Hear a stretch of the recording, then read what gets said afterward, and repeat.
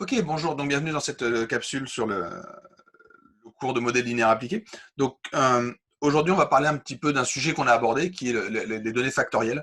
Donc j'en avais parlé un tout petit peu à la fin de la régression simple. Donc j'avais présenté la régression simple en disant je régresse sur une seule variable explicative.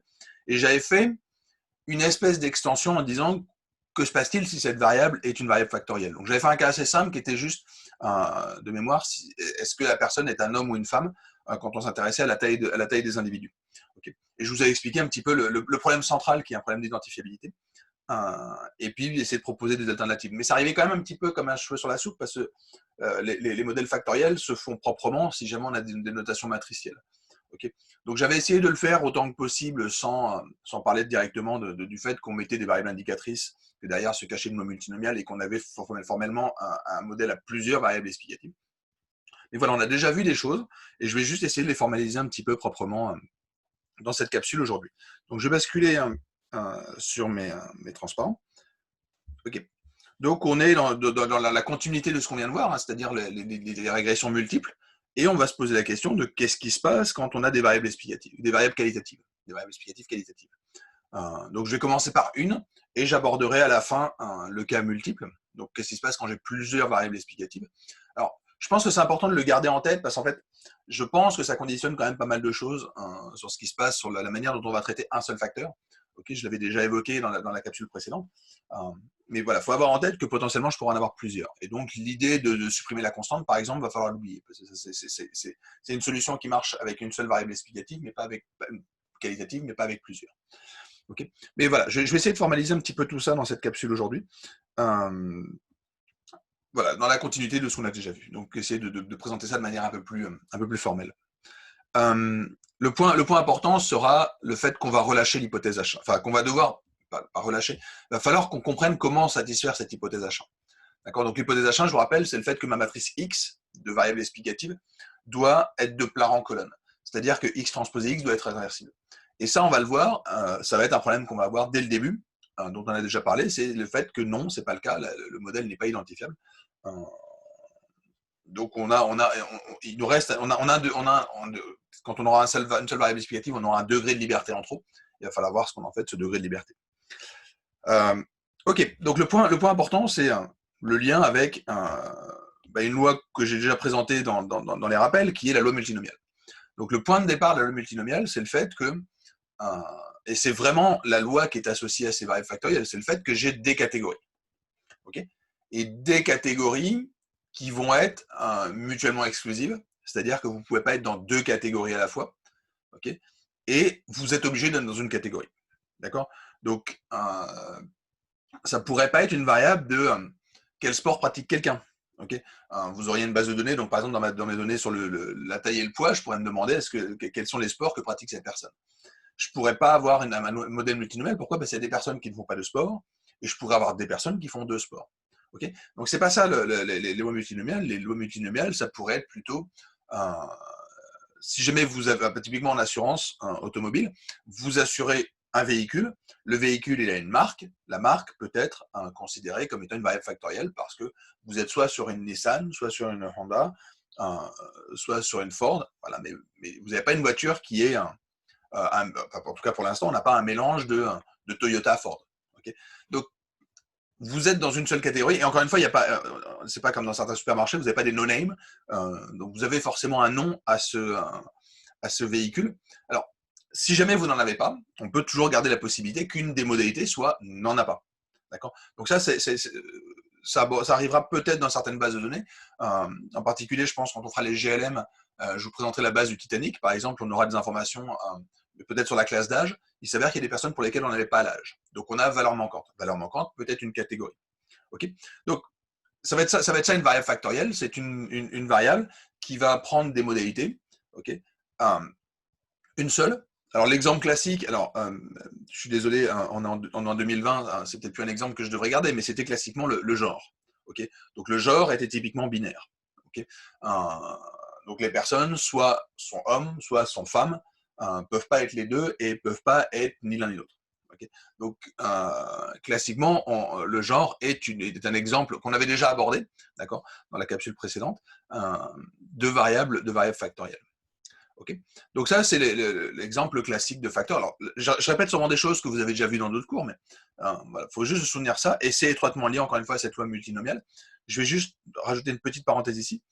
Il existe une extension de ces lois-là qui sont ce qu'on appelle les compositions. Les compositions reviennent à dire qu'on pourrait être un peu moitié-moitié, par exemple. D'accord. Alors, l'exemple classique, les lois compositionnelles sont très utilisées en chimie, en sciences de la Terre, par exemple, où vous prenez une pierre, une roche, et vous essayez de décrire la composition suivant différents types d'éléments. Okay, donc, vous avez fer, 3%, cobalt, 27%, cuivre, 32%. Okay, donc, c'est pas que vous prenez encore une fois, les facteurs ne marcheraient que si vous prenez des objets qui sont des corps purs. Okay, classiquement, on va avoir des corps qui sont composés, en particulier en géologie. Vous allez avoir des pierres qui sont avec différents types d'éléments à l'intérieur. Donc la composition va être une autre manière d'aborder ce problème. C'est qu'on va avoir des pourcentages. Alors, je vais continuer ma parenthèse. En fait, ces données-là apparaissent quand on commence à faire des agrégations de modèles de modèles qualitatifs, de modèles factoriels. Pourquoi? Parce que finalement, ma roche, je pourrais me dire, mais localement, sur ce petit endroit-là, j'ai 100% de fer. Puis à un autre endroit, j'avais 100% de cuivre. Donc ça se trouve, on n'est pas sur un corps qui est parfaitement mélangé. Okay, éventuellement, on peut avoir des parties. Donc en fait, si jamais je regardais élément par élément, il y a des endroits où j'aurais que du cuivre, des endroits où j'aurais que du fer. Et c'est juste que je regarde la pierre globalement et c'est ce que j'observais. Et en fait, c'est effectivement ce qui va se passer dans pas mal de cas. Dès lors que vous avez des données agrégées, en fait, toutes les données factorielles vont devenir des données compositionnelles. Je m'explique. Supposons que vous ayez les données de personnes, par exemple, vous vous intéressez à modéliser le chômage. Vous voulez savoir si les personnes sont au chômage. Donc, vous faites le tour de l'île de Montréal, vous allez sonner à la porte, vous demandez à chacune des personnes, est-ce que vous êtes au chômage, oui ou non. Okay, donc ça, c'est une variable binaire qui est une variable factorielle. Okay, est-ce qu'à cette date précise, vous êtes au chômage? Okay. Sauf que tout d'un coup, vous pouvez vous dire, je vais regarder par arrondissement. Par arrondissement, je vais regarder la proportion de personnes qui sont au chômage. Donc, vous allez avoir un arrondissement où ce sera 8%, puis un autre arrondissement sera 12%. Mais ça, c'est parce que derrière, j'ai agrégé sur des petits groupes des variables factorielles. Okay, vous pouvez faire des classes d'âge aussi, c'est ce qu'on a sur les données, par exemple, du Covid. Donc, quand on a les données du Covid, je peux avoir les personnes qui ont fait des tests. Okay, je sais si le test est positif ou négatif. J'ai l'âge de la personne, sauf que ces données sont des données confidentielles, souvent des données privées. Donc, pour pouvoir les mettre à disposition, en particulier sur des sites de données ouvertes, on va les agréger par quartier. Et donc, je vais voir que peut-être que 3% des enfants de moins de 10 ans ont été testés positifs quand elles ont fait un test. Okay, que 17% des personnes de plus de 80 ans qui ont fait un test ont été testées positives. Et donc, on est fondamentalement sur des agrégations de variables qualitatives qui vont me donner ces notions de composition. Okay, je ferme ma parenthèse sur les compositions, normalement j'en reparlerai plus, même si on va continuer à les voir, en particulier quand on fera des modèles d'agrégation, et je reviendrai sur une capsule juste après, justement, sur ce problème d'agrégation et sur ce que ça induit sur le modèle qu'on va construire. Fin de la parenthèse, on peut enfin commencer la capsule après une longue intro. Donc, on a cette loi multinomiale. La loi multinomiale, j'ai des catégories. Okay, donc, pensez à l'exemple que vous voulez dans votre tête. Et voilà, j'ai des catégories, ça peut être des quartiers. Voilà. On s'intéresse aux personnes sur l'île de Montréal, j'ai des arrondissements. Soit vous habitez dans un, vous n'habitez pas dans les autres, et vous habitez forcément dans un arrondissement. Okay, en tout cas, quelqu'un qui habite sur l'île de Montréal appartient forcément dans un établissement. Donc, formellement, je vais voir ça comme étant une collection de variables indicatrices. Okay, donc, pour chaque quartier, pour chaque J, je vais m'intéresser au fait que la personne habite ou n'habite pas. Donc, chacun des YJ est une variable indicatrice avec une contrainte très très forte qui est que la somme doit être égale à 1. Okay, donc, j'ai une collection d'ensemble d'éléments qui sont dans 0, 1. Ce que j'impose, c'est que la somme soit égale à 1. Et quand vous avez des éléments qui prennent des valeurs dans 0, 1, dont la somme est égale à 1, ça veut dire qu'il y en a D-1 qui valent 0 et 1 qui vaut 1. Okay, donc, ça me fait un vecteur un petit peu particulier. Donc, on a ce vecteur aléatoire, okay, qui se cache derrière, des variables indicatrices, okay, qui sont des lois de Bernoulli, avec cette contrainte très très forte qu'il faut que la somme soit égale à 1. Donc ça, c'est ce que j'aurais pour un individu.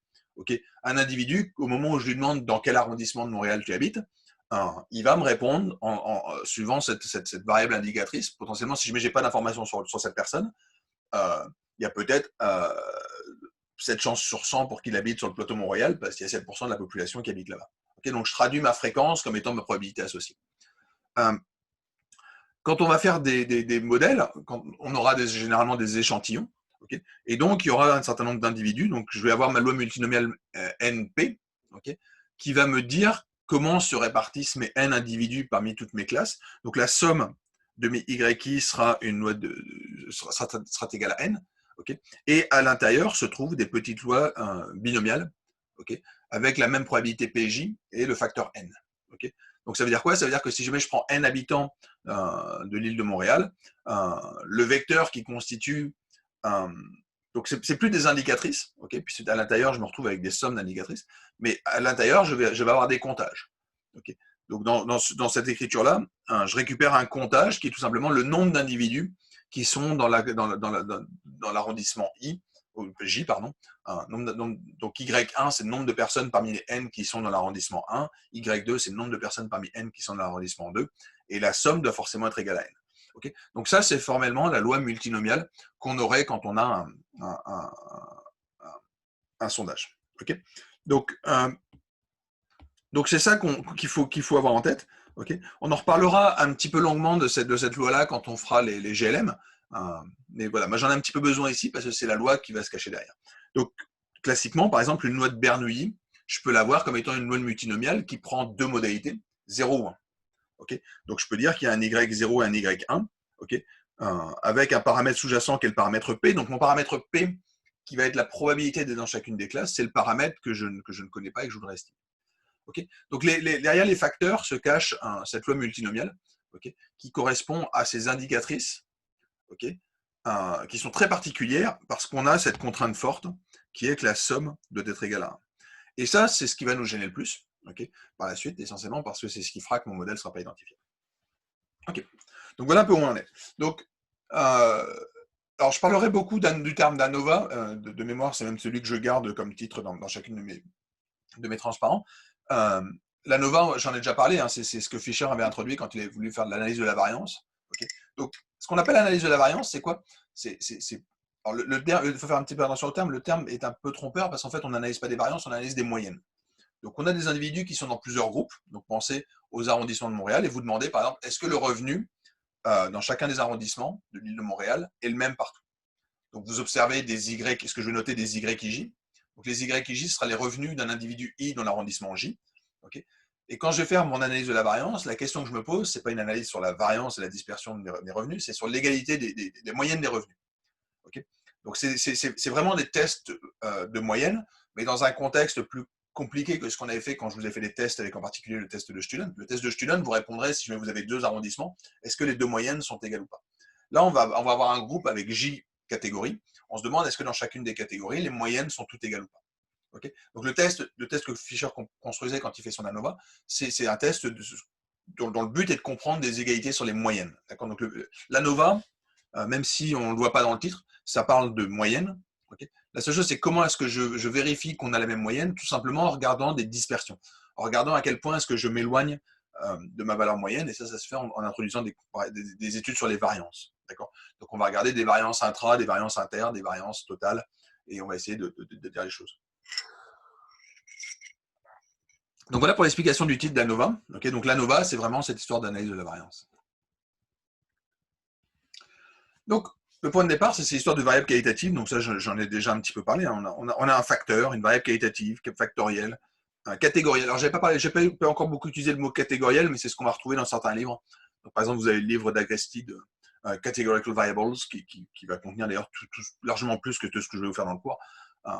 Donc, catégoriel est aussi un terme utilisé. J'utiliserai plutôt le terme de facteur, essentiellement parce que c'est le terme qui est utilisé sous R. Donc, quand vous avez une variable explicative qualitative, on va appeler ça un facteur. Okay, et ce facteur, il prend des modalités. Je n'ai pas mis le terme en rouge, mais le mot modalité va être important. Le mot modalité, c'est ce que vous rattachez à chacune de mes classes. Donc, quand je parlais des arrondissements, un arrondissement est une modalité. Okay, je pense que par la suite, on fera l'exemple la couleur des yeux, la couleur des cheveux, par exemple. Donc, je vais dire que la couleur des cheveux est une modalité. Okay, donc, soit vous êtes roux, soit vous êtes blond, soit vous êtes châtain. Voilà. Donc, on a toutes ces couleurs-là. Et il y a une grandeur qui était importante. Alors, je ne l'ai pas mentionné dans les slides d'avant, mais elle apparaît dès lors qu'on veut faire de l'inférence. De la même manière, en fait, que pour la loi, encore une fois, multinomial, on voit apparaître binomial. Okay. Donc, c'est vraiment une extension assez classique de la loi binomiale. Donc, le point important, c'est pas l'ordre n'intervient pas dans où sont vos 0, où sont vos 1 dans la loi binomiale. Ce qui est important, c'est combien il y a eu de 0, combien il y a eu de 1. Okay. L'avantage, c'est que vous savez que la somme fait n quand vous avez n observations. Donc finalement, on n'a besoin que d'un. Généralement, ce sera la somme des 1 qui nous intéresse dans le cas de la loi binomiale. Mais ici, toutes les catégories m'intéressent. Donc j'ai nj qui va correspondre tout simplement au nombre d'observations que j'ai pour la classe j, pour la modalité du facteur j. Okay. Donc j'ai que la somme. Donc j'ai que la somme doit être égale à n, c'est le nombre d'observations totales que j'aurai. Okay. Donc, encore une fois, repensez aux exemples de la ville de Montréal. Vous interrogez des gens, j'interroge n personnes, j'en aurai n1 dans l'arrondissement 1, n2 dans l'arrondissement 2, et la somme doit être égale à n. Okay. Donc, tout le monde me répond à ma question. Encore une fois, je n'ai pas de valeur manquante. Les valeurs manquantes, j'ai décidé qu'on n'en parlerait pas dans ce cours, donc ce sera dans le prochain cours de sciences de données. Mais on a ça qui nous intéresse. Et formellement, cette variable, alors je l'appellerai x, parce que c'est toujours comme ça qu'on appelle une variable explicative. Okay, donc, c'est elle que je vais expliquer. Quand on fera des GLM, on essaiera de prédire éventuellement une variable qualitative. Donc ça s'appelle un problème de classification. Okay, donc quand je veux deviner dans quelle classe on est, donc c'est les problèmes typiquement d'analyse d'images. Je vous donne des images de chat et de chien, vous devez mettre dans une catégorie chat ou chien. Okay. Ici, on est toujours dans le cas de la régression classique. Donc y est une variable continue. Okay, mais je veux l'expliquer par une variable catégorielle. Donc repensez encore une fois à l'exemple que j'avais abordé la dernière fois, qui est l'exemple où j'ai la taille des individus et j'ai une variable explicative potentielle qui est le genre de la personne, donc homme ou femme. D'accord ? Donc homme-femme est typiquement une variable factorielle ici qui prend deux modalités. Et pour garder la notation de Fisher, donc de l'ANOVA, on va noter YIJ, la ième observation qui est associée au facteur J. D'accord ? Donc je vais garder une trace du fait que je m'intéresse à un individu dans le groupe J. Okay. Donc ça va être le revenu, le Y11 sera le revenu de la première personne que j'ai dans ma base de données qui appartient à l'arrondissement numéro 1. Okay. Donc techniquement, si j'essaie de formaliser ça, on a Y11 qui est la première observation, j'ai Y21 et on continue comme ça jusqu'à, vous me voyez venir, N1. Okay. Donc j'ai Y N1, puis ensuite j'aurai Y1 dans la deuxième catégorie, puis Y2 dans la deuxième catégorie. Okay. Donc mes données, je vais les réordonner. D'accord. Donc ça, on le verra longuement par la suite. Je peux mettre toutes les personnes qui sont dans la première catégorie au début, puis la deuxième, puis la troisième, puis la quatrième. Donc ça, c'est ce qu'on essaiera souvent de faire. Donc au lieu de les garder telles qu'elles sont, c'est-à-dire complètement aléatoires, je vais éventuellement mettre tous les hommes au début. Donc c'est vraiment ce que je fais ici. Donc je commence par mettre dans ma base tous les hommes. Donc il s'avère qu'ici, j'en ai beaucoup, puisque j'ai juste 3 femmes, qui étaient les 3 qui étaient là, qui vont apparaître ici. Okay. Donc j'ai mes Y, j'ai mes X, et pour garder le formalisme de la loi multinomiale, derrière ma variable X, qui ne m'intéresse pas, encore une fois, je peux parce que si vous revenez sur la capsule sur la régression multiple, le point de départ, c'est de parler de cette matrice X. Ici, je ne peux pas parler de matrice X. X, c'est un facteur, c'est un truc un peu abstrait qui est juste M et F. Okay. Donc je vais être obligé de passer sur ces variables indicatrices qui étaient celles qui se cachaient dans ma loi multinomiale. Okay. Alors, petite parenthèse, j'ai pas fait de R dans cette capsule. Je pense que ça arrivera plus tard. Je le mets de côté pour l'instant. Et encore une fois, peut-être que vous le verrez pendant les démos sur des bases de données, typiquement les bases de données du devoir. Un facteur sous R, c'est construit avec 2 objets à l'intérieur. Il y a la classe, et la classe sera du 1, 2, 3. C'est formellement ce 1, 2, 3 jusqu'à J. Okay. Donc ça, c'est vraiment ma classe. La seule chose, c'est qu'il contient une autre information qui va vous donner des lettres associées à chacune des classes. Donc par exemple, F sera 1 et M sera 2. Alors en l'occurrence, j'ai plutôt dit que M était 1 et F serait 2. Okay. Donc il y a 2 choses. Il y a le numéro de la modalité et il y a la correspondance, le nom que vous associez à cette modalité. D'accord. Donc ça, c'est un premier point. Donc je ne peux pas faire de maths sur un facteur. Donc si vous faites la moyenne d'un facteur, il va vous renvoyer une erreur. Okay. Par contre, vous pouvez lui demander est-ce qu'un facteur est égal à M, et vous pouvez aussi lui demander est-ce que quelle est la première modalité, par exemple, et il devrait vous renvoyer M. Donc, je reviendrai un petit peu sur tous ces aspects-là de plus de programmation des facteurs, mais et en particulier si on veut commencer à les changer. Okay, donc, j'en parlerai en particulier quand on veut faire des fusions de classes, quand on veut dire qu'en fait la catégorie A et B, ben, en fait c'est la même chose. Je crois que j'en avais déjà un tout petit peu parlé dans la capsule précédente, hein, de données factorielles, mais voilà, c'était juste une petite parenthèse sur l'aspect formel en termes de programmation. Mais le point important qu'il faut retenir, c'est que je garde ma variable y comme étant cette variable continue, et je vais avoir ces indicatrices qui correspondent à chacune de mes modalités.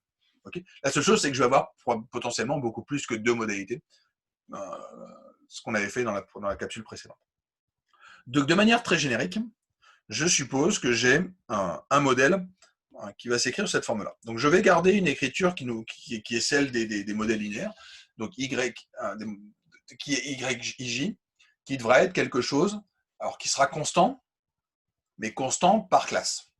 Okay, donc, ce que je dis, c'est que j'ai une première composante qui est la constante, et ensuite, je rajoute un facteur en fonction, un niveau en fonction de la modalité. D'accord ?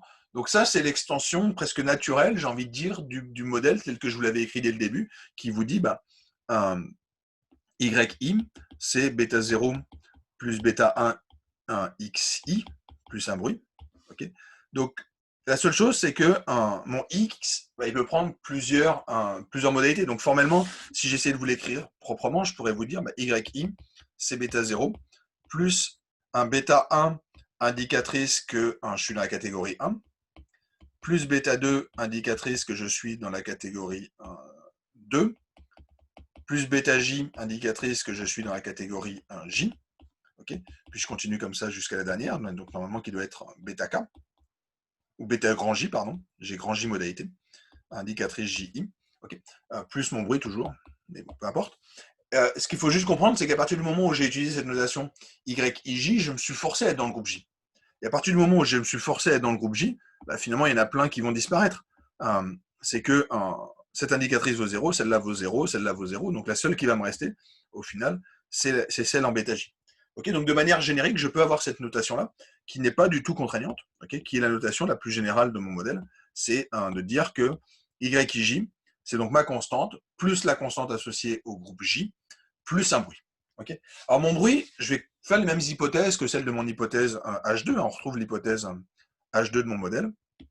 Okay, l'hypothèse H2 me dit que les résidus sont centrés, ils sont indépendants. Donc, ils sont indépendants tous entre eux.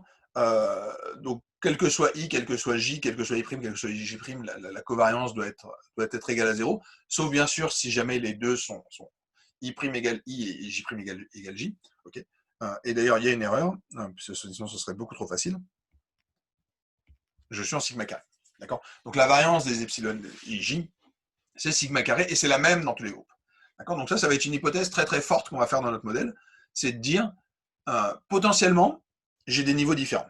J'ai des niveaux différents parce que j'ai, dans mon groupe 1, j'ai bêta 1, dans mon groupe 2, j'ai bêta 2, mais j'ai une dispersion autour qui sera de même variance. Okay, donc je vous l'avais déjà présenté un petit peu ce modèle la fois précédente, mais c'est le modèle qu'avait proposé Fisher de dire, on peut autoriser des moyennes différentes, mais on va avoir des variances qui sont identiques. Okay, donc dans chacun des groupes, donc ce qu'on va appeler des variances intra, les variances à l'intérieur des groupes sont identiques, et elles valent sigma 2.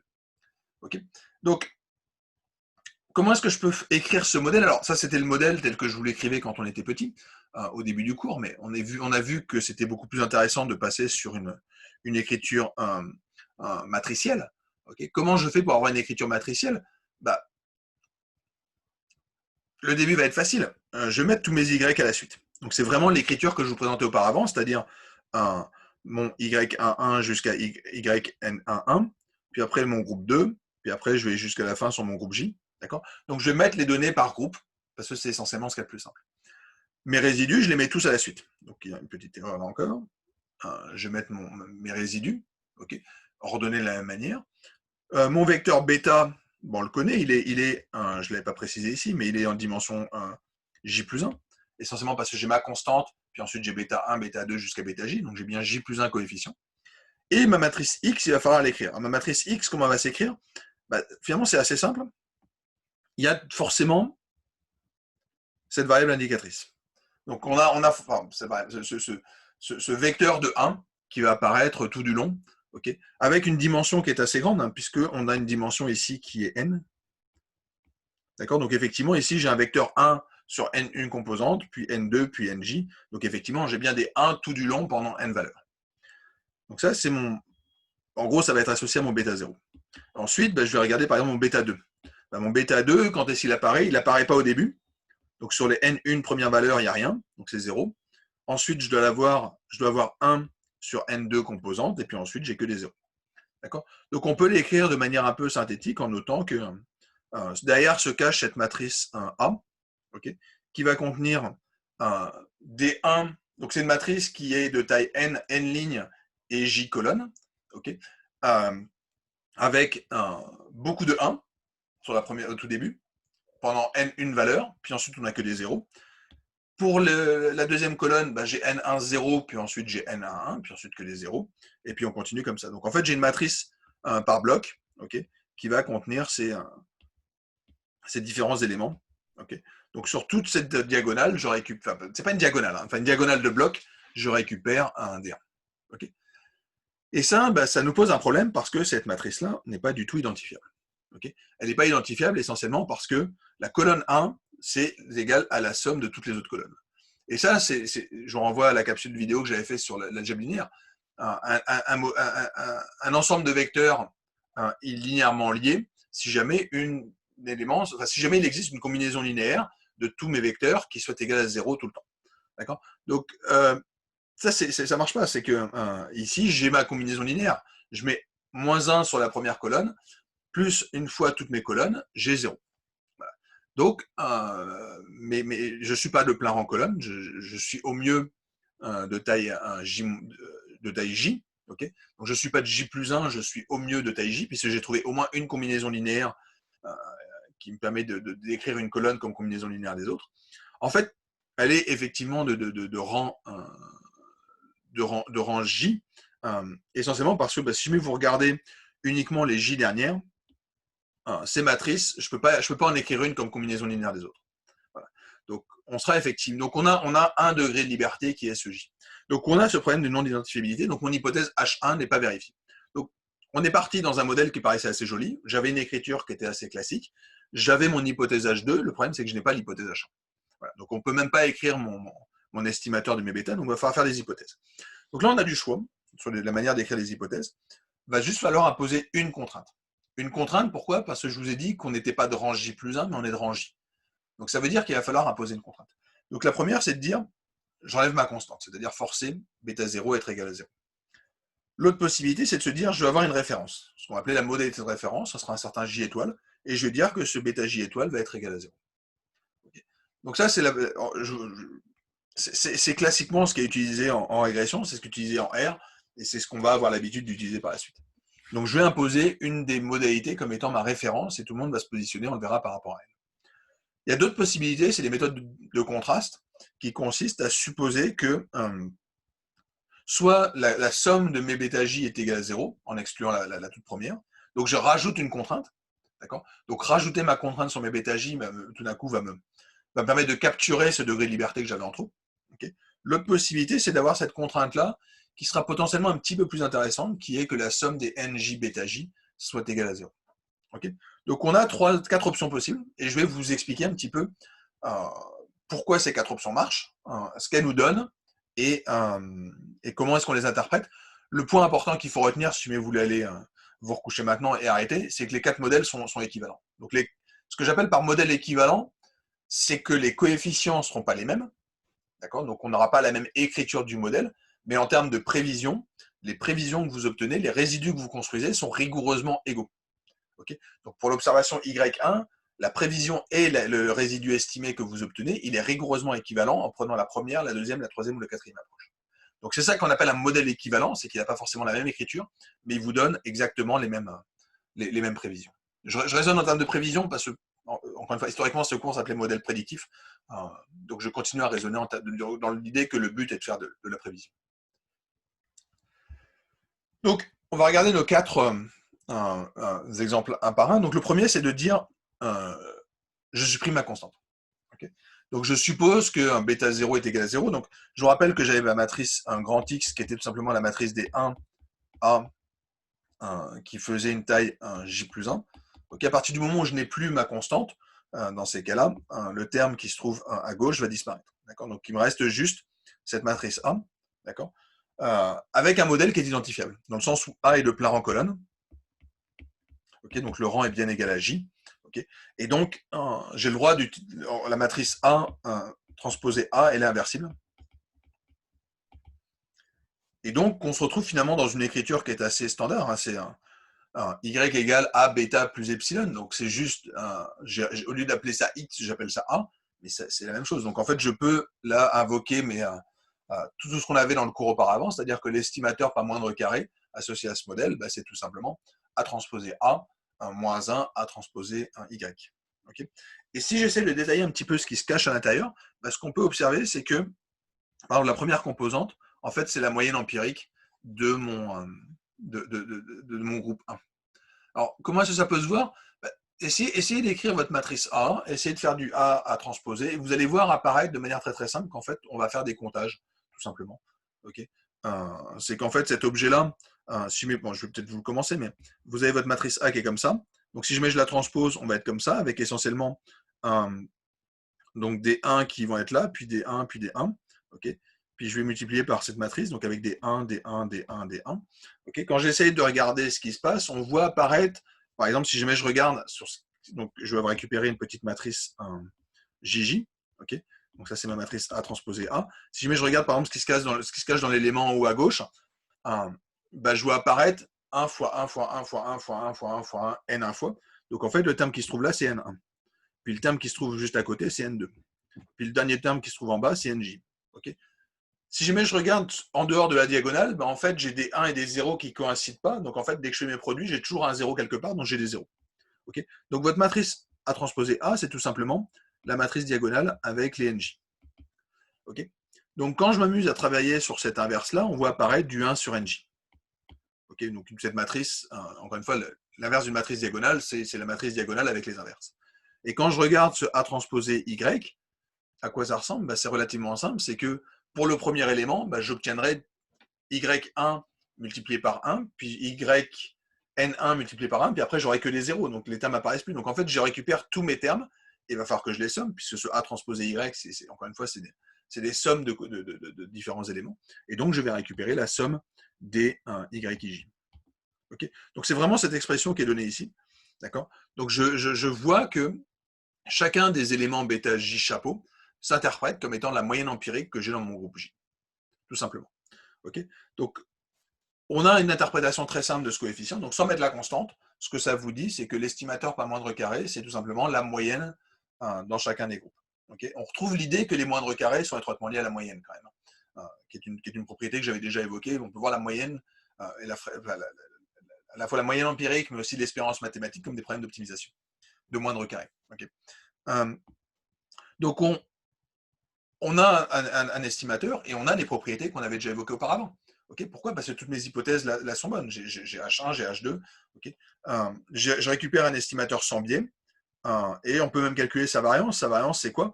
Bah, c'est tout simplement sigma carré A transposé A moins 1. Et ça, on vient de voir que c'était la matrice diagonale avec l'inverse des effectifs. Okay, donc, j'ai sa matrice de variance en covariance.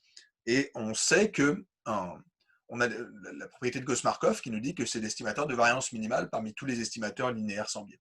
D'accord, donc on a quelque chose dont on est assez content. Je peux même vous estimer le sigma chapeau carré.